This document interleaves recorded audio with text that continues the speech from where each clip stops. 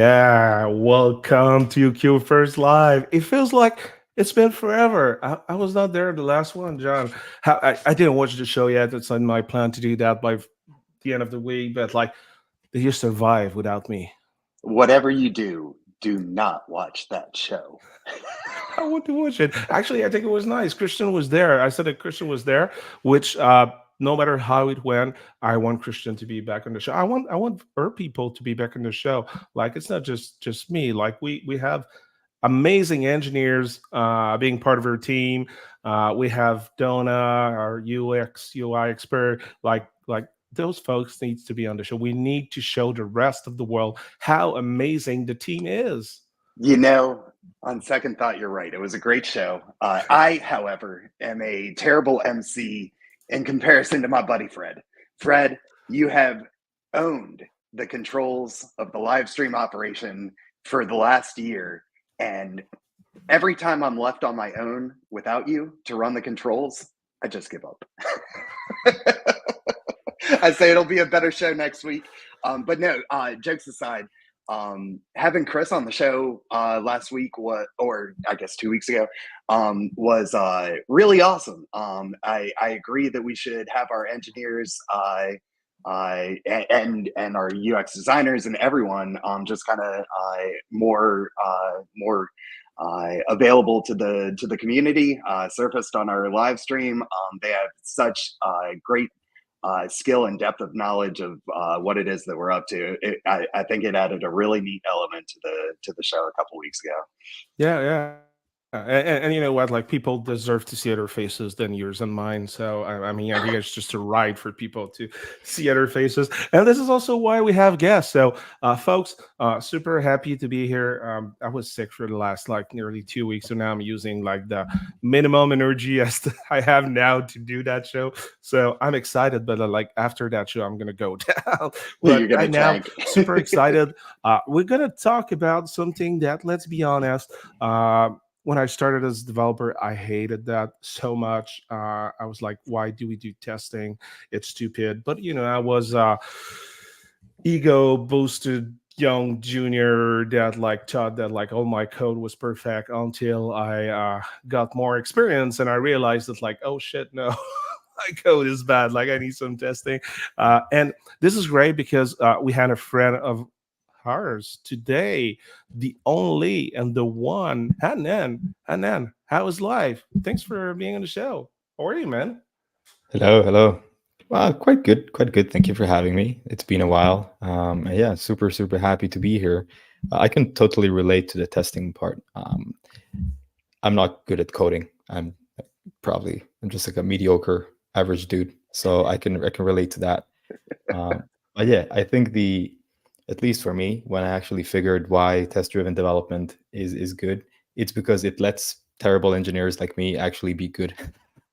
It's when you actually take the process of figuring out what you want to do with your code before you actually start writing the code.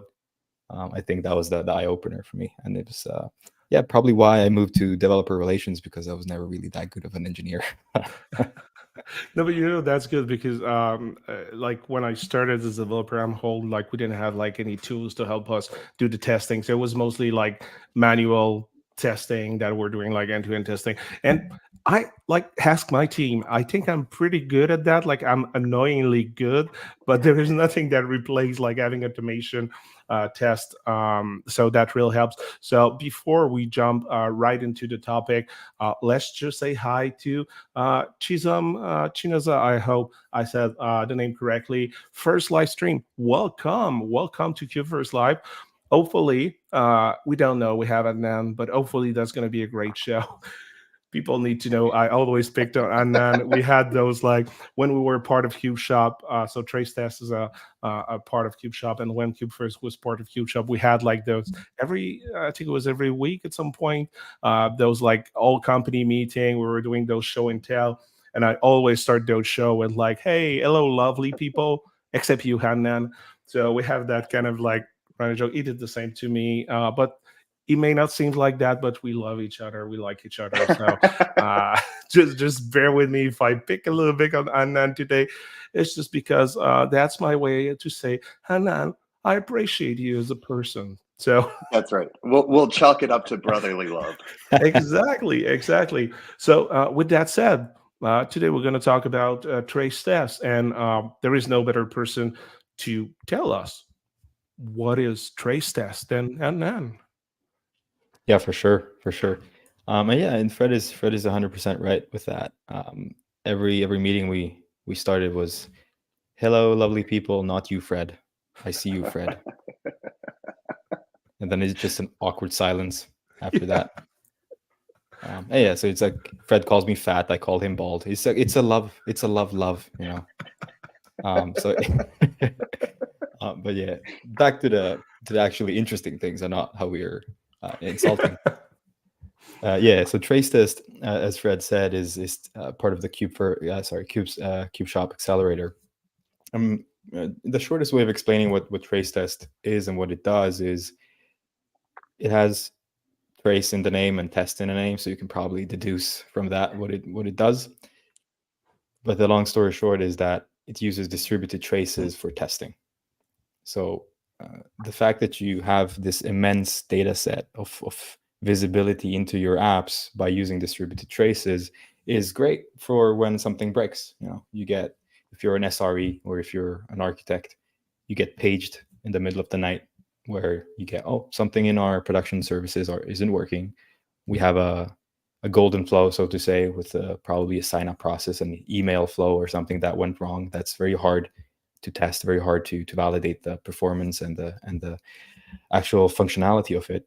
And it breaks in production. You have to wake up and fix it. Well, Tracetest gives you the opportunity to validate this flow by using traces before it all goes to production. So within your development process, within your staging QA environments, within your, let's say you want to run tests on a PR, or let's say you're using Argo, you want to run event-driven testing in Argo. So every time a service gets deployed by Argo or gets moved to production or moved to staging or whatever your event might be, we can run a test on that by getting the traces themselves from your application and then writing assertions on those traces. So you're basically picking real data from your apps, using them as assertions in your tests. So it is quite wild how powerful that can be. But obviously, you need to have distributed tracing enabled in your system, which right now is never easier than ever before, since OpenTelemetry just announced that they're filing to be graduated or as a graduated product from Okay. the CNCF. So if you were at KubeCon, I was at KubeCon in Europe in Paris last year. Sorry, not last year, last week. So last year it was in Amsterdam. And I was there last week. Paris is beautiful. The people are also beautiful, but they're a bit weird. Fred would agree. God, I have so I many think stories about Paris. it's the stereotype where like the best thing about Paris is the food and how great it is, and then the worst thing about Paris is all the people. But I I don't, would I don't, I agree. don't want to pile up on that, but let me just tell me, and before that, let's just welcome Douglas Mendes. Hello, hi, Douglas. Thanks for joining us. Uh, and let's be done with Paris after that. I don't want to dish people, but the first time, like I was starting to travel internationally. That's the hard word for me to say, and I was like, yeah, first time I'm going to a place where French is my first language, but I'm from Quebec, so the accent is different, but like most of the words are the same. So I was super excited. Like, finally, I'm going to go to a place where I can use my own language and not have to speak English. And I went there, and it was in Paris, and every people it took me a lot to say a nice word, but like every people when I were asking, ordering food in French or ordering like beverage in French, they were replying me in English. They were replying in English, and I was like, what the what, like we're both speaking French. I'm not using like local idiom. I'm ordering like a Coke or ordering like a sandwich in French, and like you should understand me. And that kind of like pissed me off a little bit. With that said, it's well known that like even Parisian doesn't like Parisian people, but like when you go outside of Paris, people are a little bit nicer. I don't want that show to be about bitching about people. Yeah, But there's no way. I went to Paris with my wife just a few years ago, and everyone was lovely, and we had the best time. I couldn't believe how kind everybody was, and they all spoke to me in English. So maybe that was the problem with speaking French in France. They maybe, like me too. They I don't know, they like me too. But maybe it's you, Fred. Maybe they maybe it's just me. don't like Yeah. you. Oh, but that happened to me also in that country, in that country, in that country. Like Right? people were It's mean to me. But it's everybody maybe. else's fault. It's not mine. That's Anyway, right. so yeah, you had a great time in Paris, but like they announced that they're gonna graduate like OpenTelemetry. Exactly. That's So the awesome. CNCF, yeah, they're planning to be a graduated project. So with the stability and with the maturity of the project right now, I don't see why not. It is ready. If you asked me at KubeCon last year in Amsterdam, I would still say, yeah, it needs a bit more time to get stable enough for certain libraries, for certain languages, and just the maturity of the tooling that comes with OpenTelemetry, including the collector and everything like that. But I would say right now it is as ready as it can be. It's not. I used to say it's the tool of the future. It's not really anymore. It's the tool of today. You Yeah. can and you should be using it if you want to have a vendor neutral, one size fits all uh, tool for all three signals, so traces, metrics, logs. Especially if you're using Kubernetes or some more complicated event-driven, serverless, whatever microservice systems you're using. Yep, yep. And just for sort of the Coop first portion of our audience, we often advocate for Datadog as a nice, fast, frictionless observability tool. And it's easy to sort of think of OTel as some kind of, or OpenTelemetry as some kind of a competition to that space. And it is not. It's a open standard. And it's an open standard that Datadog itself will hook into as well. So if you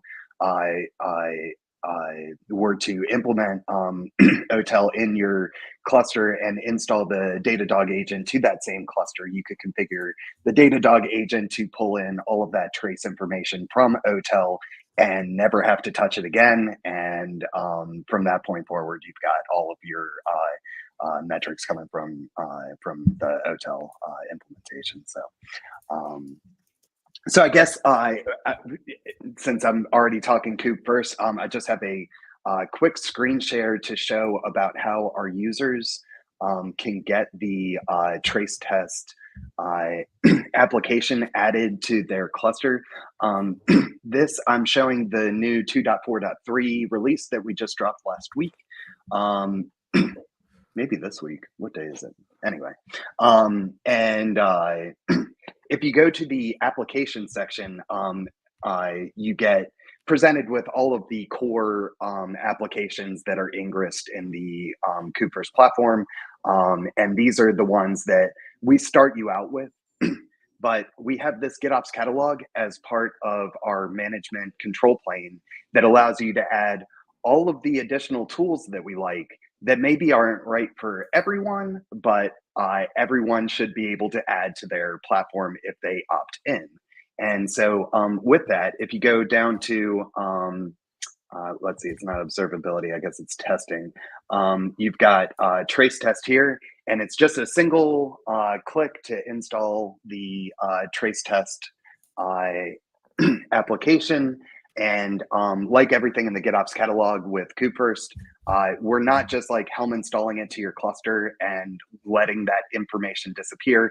We're actually installing it to your GitOps repository in Git, and it's Argo CD's responsibility to ensure that that gets safely into your cluster, so that if you ever needed to move that application set to a different cluster, you'd be able to do so without losing the information of what you installed into that cluster. So in any event, that's really all we wanted to show about how folks could get Tracetest added to their management product. And as of the most recent update to the GitOps catalog, you're able to not only select your management cluster, but you're also able to select any of the additional V clusters or physical clusters that are being managed by your management cluster. And you can also install two templates.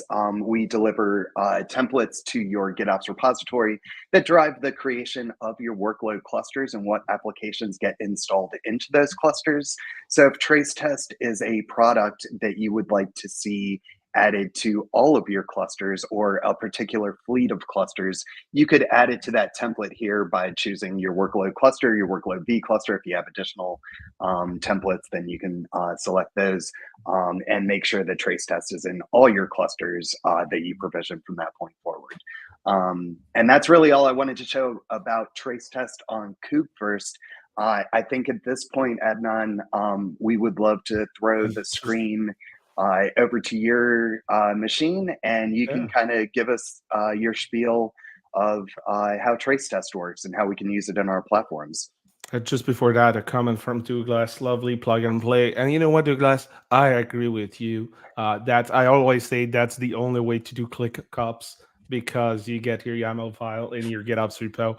And by the way, if you look at a GitOps catalog and say like, hey, you know what, like there is missing application, good news for you, the GitOps catalog is open source. You go on github.com, kubefirst slash GitOps catalog, and you can do a PR, had any application that can be installed in Kubernetes. Basically, you can add them to the GitOps catalog. You don't have time, you don't want to, you want us to do it. I'm totally fine with that. Create a PR, create an issue, and just tell us which application is missing in the catalog. And by the way, we did the show about how to contribute to the GitOps catalog. 2 shows away. I don't have the URL handy with me, or a nice URL to share with you, but go on our YouTube channel and you're going to find the video on how to easily add application to the GitOps catalog. So on that note, and then the stage is yours. We want to learn more about Tracetest and actually understand how to use it. Wonderful. Yeah, for sure. Now, I don't like doing a lot of slides, so I'll just do a quick run through on the website, show you a sample that is as hands-on, as real world as it can get. And let's hope I'm finishing it within the 10 minutes or so. Now, I did a quick intro. I'm going to say a brief explanation, I'm going to say top-down explanation of what OpenTelemetry is, what tracing is, why you need it, why I think it's good and it's necessary for you. The reason why Tracetest exists is because testing back in the day, or up until now, really is all black boxes. You're testing inputs and outputs, and you're creating mocks in between these different boxes to try figuring out if the data is valid or not. You don't really see what's happening inside. You don't really see how these microservices that you're building are interacting. So you can't really validate the entire flow without building out tons of different mocks, and you're basically just writing piping for stuff instead of writing the tests, right? And that's what we want to fix, where by using the distributed trace you already have, by using OpenTelemetry, Datadog, or whatever else vendor for distributed tracing you're using, you can use that data to create tests for those golden flows. And that's basically what the whole point of it is to finally see inside of the black box, to write white box tests instead. And we want to enable that by obviously giving you the chance to write end-to-end testing, integration testing, debugging in production, troubleshooting whilst developing. So it's a full end-to-end flow throughout your software development lifecycle. But we also want to give you the option to use the testing tools you have until today. So the thing with Tracetest that's particularly special is that it works in a concept called triggers. So the way we trigger a test, it can be an HTTP request, it can be a gRPC request, but it can also be whatever you're using right now, Cypress, Playwright, K6. So you're triggering a test from these external tools or directly from Tracetest via HTTP. What happens then is that your system will export the traces. They get stored in Jaeger or whatever tracing backend you're using, Grafana, data, whatever you're using. Then you can go ahead and visualize that trace, build assertions, and then get a proper test result that shows you the entire trace and all of the assertions that you have defined. So this is why it's so powerful. It's because you finally know what's happening inside of your system, but you also finally know if something breaks. So even if a test fails, you actually know why. It's not, oh, I have a failing test. So yeah, what are we going to do now? Spend 6 hours trying to figure out why it failed? It's just that's just stupid, right? If a test fails, I want to know exactly why, what happened, how it failed, and how I can fix it, right? And I think that's the true power here. But I think the best way of explaining it in a more visual sense is to show, here's an example of a golden flow this is my happy path. I have an import flow where I like Pokemon, whatever. And I'm building a Pokeshop, like a Pokédex. And I want to import a Pokemon by sending something to an API that's going to put it on an async RabbitMQ queue.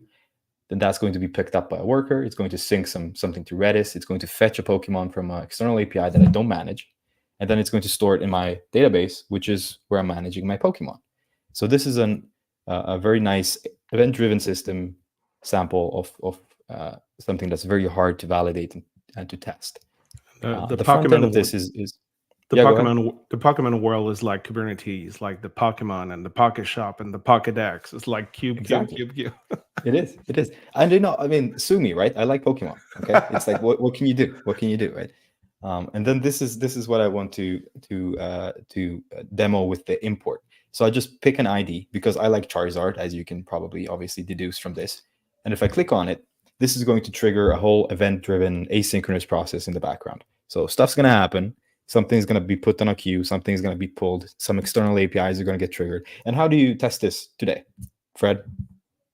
I don't. Exactly. That's my point. It's horrible. What you do is you go into the database. So you trigger this, and then you go to the database, and then you write the mock. Then you write a query against the database, and you look, is my whatever 6 Pokemon added? If it's not added, something went wrong. What went wrong? Beats me, right? I have no idea. So that's the testing that you do right now. What we want to fix is the entire process. So if I go to Tracetest and I say, here's my API that I want to test. So this is the import flow. I want to pass the ID 6, which obviously you can see. I need to also zoom in a bit, so I'm making people go blind. What happens here, this is like Postman. You get a trigger, you send something, you get the response data back. But what Postman doesn't really do is show you the whole distributed trace. So if you're more used to this in Grafana, Jaeger, Datadog, or whatever you're using, we like using the tree view just because it's easier to actually see the trace and then pick the attribute you actually want to test. So here's an example of that. Let's say I want to pick the post right here. I can look at all of the attributes, and then I can pick exactly what I want to test. So let's say I want the span duration. Cool. Let me go ahead and pick that particular span, and I can go in and say, here are the assertions I want to build. Cool. I want my response body to be equal to 6. I want my status code to be equal to 200. And then I want my duration to be less than 500. So these are all very powerful assertions that you can use across every single microservice in your app. Like, let that sink in for a second. It's going to be a database. It can be a RabbitMQ. It can be Kafka. It can be external APIs. It can be serverless functions. It's literally whatever data you have access to that's exported from your apps with distributed tracing. You can access it and write tests against it.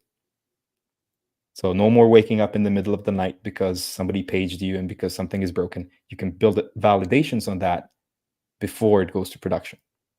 That is freaking cool. That is cool. I've been on call. I've been lucky enough to be on call only once in my life when I was a developer. And God, I hated that. Right. And that's just that's the functionality part. Sorry, John. Yeah. John was speaking, but you're on mute. John, go ahead. No, I was just saying I've been unlucky enough to be on call that I know that pager's going to go off anyway. And that's what I'm saying. Like the point of it is so for an SRE, I'm going to say SRE team, platform team, or whatever we call them nowadays, DevOps team. The point for them is to not be woken up and not have to, firefight in production. So that's why you use this in pre-production and in your staging environments and in your release cycles to actually validate that your happy path is validated. But that's the functionality part. One thing that you would also be able to do if you're a performance tester, or if you're an automation engineer, or even if you're one of the backend developers wanting to validate that the performance of your app is up to par, you can also do that, because every span exports a duration of how long it took to execute a certain thing. You can also do that. So you can go in and say, I want all of my database requests to be faster than whatever milliseconds. Let's go ahead and find that. So if we go down to span duration, I want to add a test spec to that. And I want to make sure that the span duration is less than, let's do 10 milliseconds, because I want super fast database requests. And now this is going to get applied to my one database span. But if I really want to, wouldn't it be cool if I can do a wildcard? And sure, I can. So within my entire transaction that happens when I trigger an API, I can make that, I can make a test, basically I can create an assertion that validates that all of the database interactions within that entire transaction happened in less than 10 milliseconds. So you're getting the functional. That is wild, right? That's super neat. And with that wildcarding, are you able to wildcard but also exclude a particular condition that doesn't fall within that bucket? Just out of curiosity. Yes and no. So currently, I think the best way is just linking to the documentation, and this is a selector language that much smarter people than I from our team have written. Right on. But the point of it is that it works very similarly to CSS. So it works in a tree structure. So if you want to pick just certain spans that are, let's say, descendants of one span, or certain spans that are siblings, or just one span in a group, it works very similarly to CSS selectors. Understood. Hopefully, okay. That's probably step one. But dude, it's open source. Add an issue, and the team will jump on it if it's something that's really, really cool. Oh, that's pretty great. And now we have a question from Douglas. Will this impact your live services, or does it only work with previously saved data traces? So this works live. This test I currently ran, you can see on the screen right now. I triggered it, so it's a test that hit an API. The API, the transaction generated traces, was stored in my data in my tracing backend, Jaeger in this case. Tracetest picked those traces up, and those are the traces that are showing right now on the screen. From those traces, you can validate whatever assertions you want to. So this is all live data. You don't need to do any mocking, any whatever you've been doing so far. One thing though, I need to be very clear on. For this to work, you obviously need the trace. So if you're running in production systems, you probably might have or might not have sampling enabled for traces. You might only want 10% of the traces. You might only want 5, whatever. For this particular thing, you would need to have sampling enabled. Otherwise, spans here are going to go missing, and that's not something you really want to happen.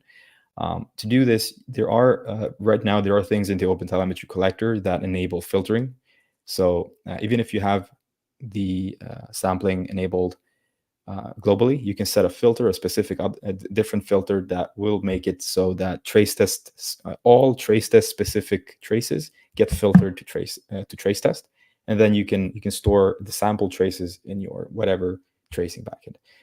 So that's the bit more elaborate. But again, if you want to get started to try it, you can always reach out.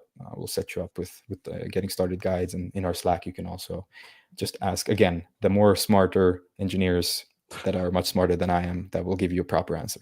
I agree. Yeah, I thought that was an excellent answer. Thank you, Adnan. And one more thing, if we have time, I would like to think that it would be cool to do 2 minutes to show one more thing that I think our friends from the front end testing community might like, and that is, I mentioned that Tracetest works on the base of having triggers.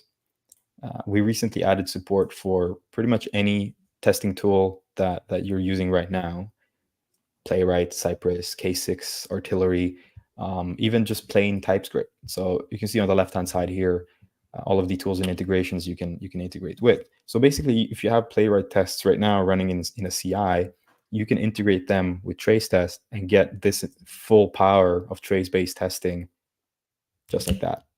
So you're not changing your existing tests. The way it works is, if I show you the code, the way it works is that you, let me show you this one. Can you zoom a So little your bit? Playwright test, yep, Please. thank you, Fred.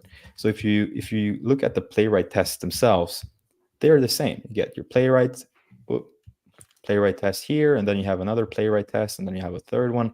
The only thing that changes are the lifecycle hooks. So you have an after all, a before each, and a before all.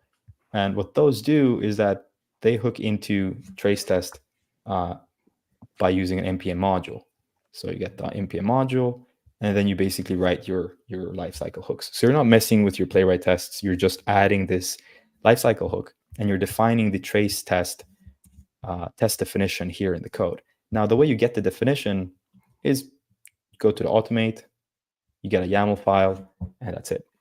So every test is a YAML file. You use the YAML file in your automation, in this case, Playwright. And then once you trigger the test via Playwright, I got something running right here, you can see. So this is just a Playwright UI. Go ahead and hit start. This is going to start running the Playwright tests.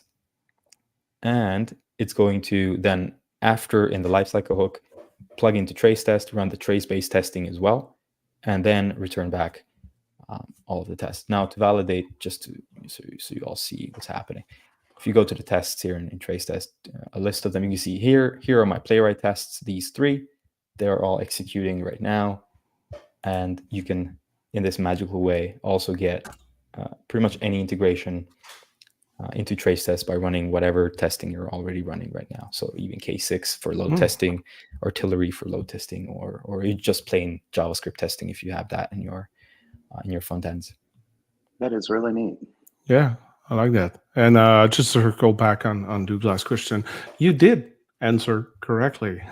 So they're just saying now that's what I was concerned about regarding the pressure this could place on production environment. So thanks, great answer. Cool. Yeah, I mean, it's the trace collection is the actual hard part. Running these trace-based tests with Tracetest, they're not really going to generate any load or any pressure on your system. The sheer amount of traces that you're going to be generating is the issue. So yeah, so that's basically the thing you have to manage and think about. Just in terms of how we should be thinking about testing, Adnan, a lot of us, I'm sure, are coming from a mindset where traces are not part of your testing discipline. We're familiar with running, Cypress and unit tests and whatever, and tracing just never enters the conversation unless there's something really weird going on that you just need that deep level of analytics about. And I'm trying to understand better, like, what the best, under what circumstances should I be thinking, Tracetest is the answer? It, like, would you obviously you're a DevRel for Tracetest, so you're going to promote that everybody use Tracetest for everything forever. But what are the most common use cases that a typical, REST API developer or whatever would fall into, where Tracetest becomes most valuable immediately? Like is it the scenarios that you're describing of, like, database calls and being able to measure how many calls, or that a particular call never exceed a particular threshold, and you just want to be able to set a test that covers that condition and that assertion so that you can set it and forget it? Is that kind of the mental model that we should have for when to use Tracetest? Or how would you describe that to us if we're just like typical Cypress test users or typical K6 test users? What is that circumstance where we're thinking we should wire up OTel and Tracetest and get to the bottom of this? So I think there are 2 main things. First thing is, if you keep seeing failing tests, and it takes you too long to figure out why. Yeah. So that's the first thing I would think.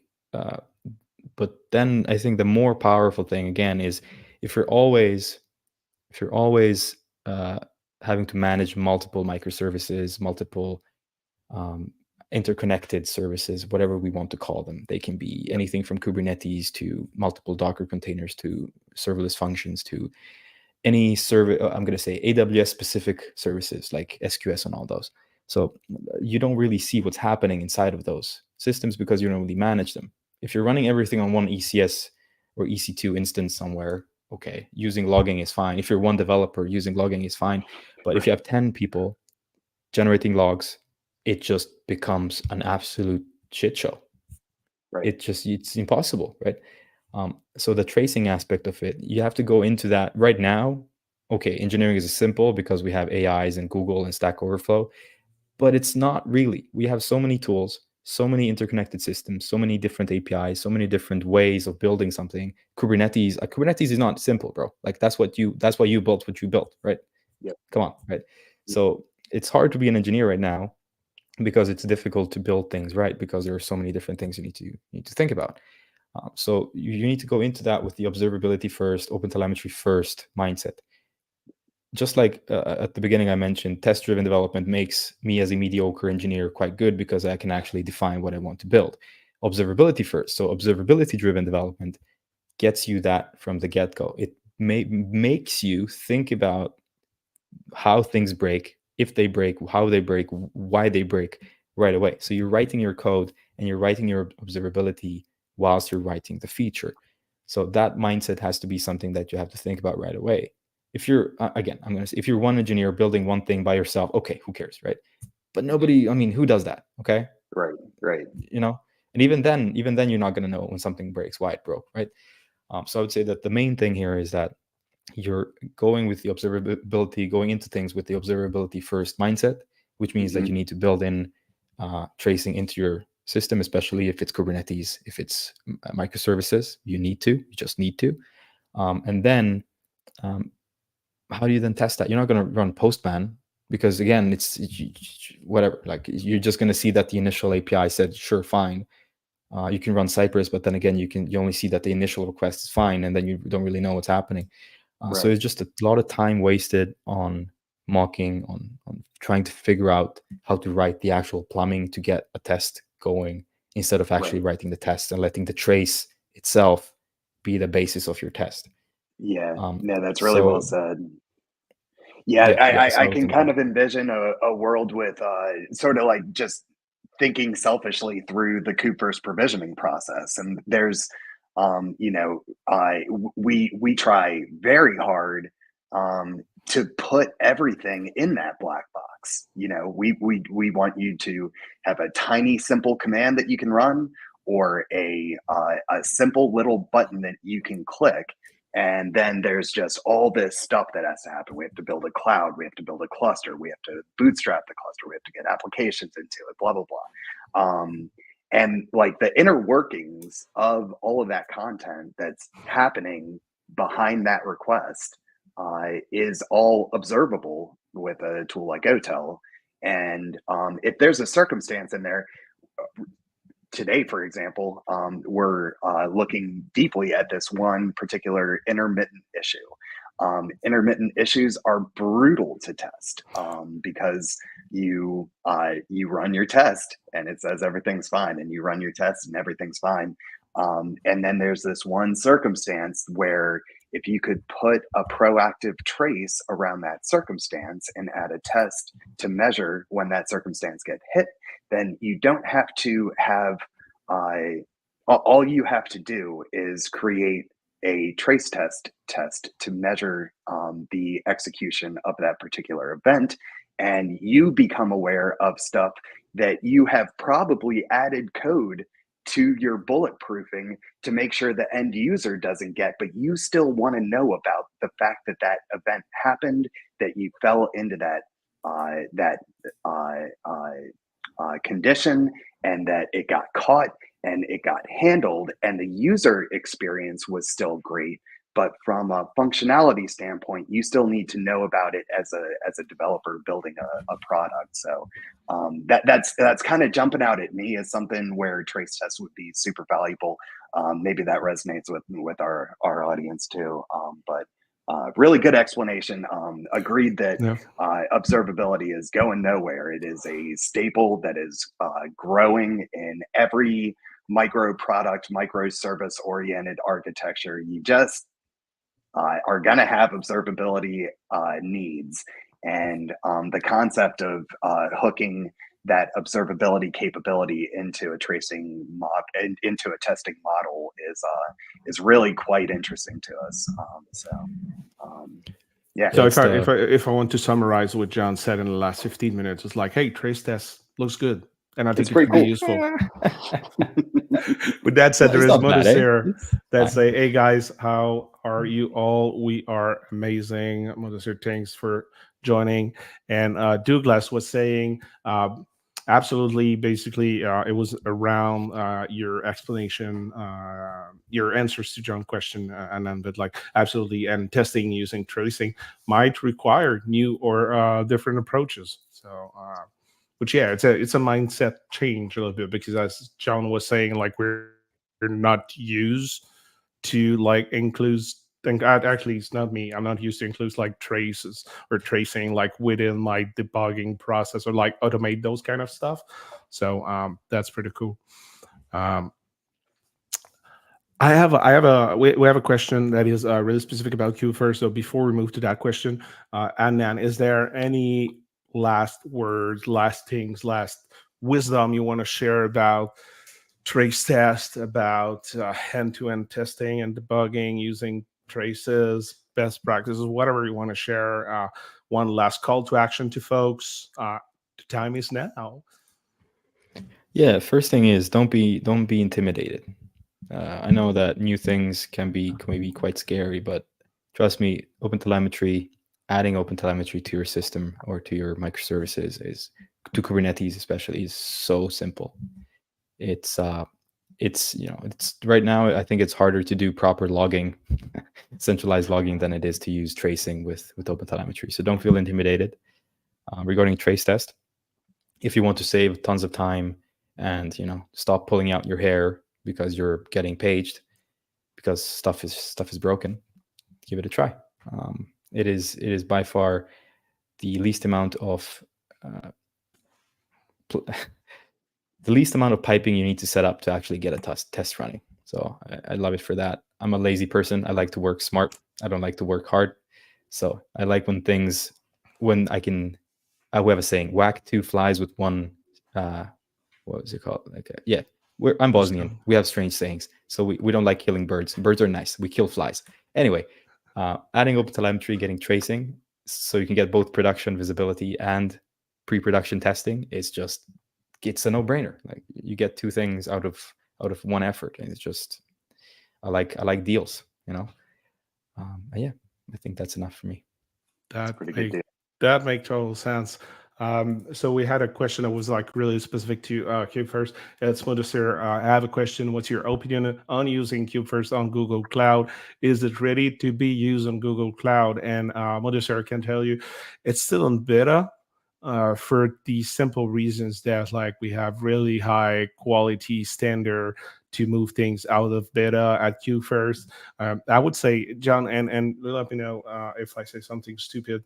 I mean, right now, but I mean, I think Google Cloud is production ready. It's just not in that status because two things: we still want to do some testing, ensure that we reach that like KubeFirst quality level, and the second thing is that we decided not too long ago that the cloud that were in beta, before we move them out of beta, we want to upgrade the stacks so you have access to that new beautiful, sexy management console that John showed you before, which you won't get right now with Google Cloud. So it's available like on Civo, on DigitalOcean, on AWS, and I think I'm almost certain we also have virtual clusters operational on GCP beta. Oh. It's just the physical cluster provisioning in cluster management that is not yet available in GCP. I think once we complete that feature set, it will be time to pull GCP out of beta. But in terms of stability, I can say firsthand that I individually tested GCP on the latest release. It provisions fine. Everything about it is operational. There are some known features in cluster management that we have not yet gotten to with physical cluster management, but you still get virtual cluster management. So you still get your development staging production environment. You still get the Metaphor application that delivers to dev stage prod, and the management control plane has been solid for a very long time. So I think it was Kelsey Hightower. I'm gonna misquote him barely, but at one point he's tweeted, "Beta is production ready if you know what you're doing," and I do vouch strongly for the GCP beta commands that we have and the user interface experience that we have for provisioning. It's just missing physical cluster management right now. And Modester, if you try it and there is any issues, you have any question, you have any comments about the experience, please, if you're not already, I don't remember all the 300 plus users we have on Slack, but like if you are not already on our Slack community, join the Slack community. We have helping hands channels where you can ask a question or you can ping me, direct message me if you have any issue with Google. I'm going to be more there. And actually, it's good for everyone with any cloud, with anything you first. Please let us know if you have any issues, if you have any questions, if something is not clear in the documentation, or if you're just like, hey, you know what? Using KubeFirst was so amazing. You can also tell us that. It's great. It's nice once in a while to get like positive feedback and then just like, hey, that thing is not working and shit, which we don't get that often though, but we get a lot of questions because Adnan said it, Kubernetes is not the easiest technology out there.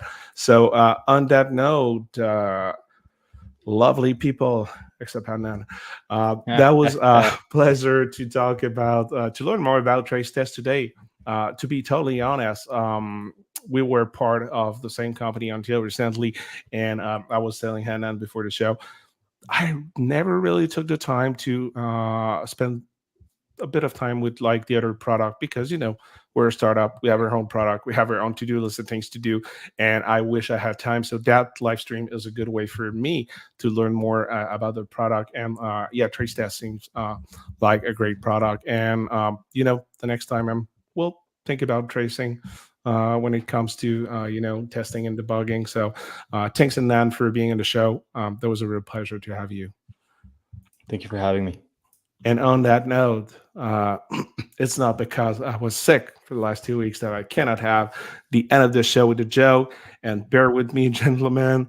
So how this is getting worse and worse. How did pirates communicate before the internet? How did pirates communicate before the internet? It was with peer-to-peer networking. Peer-to-peer networking.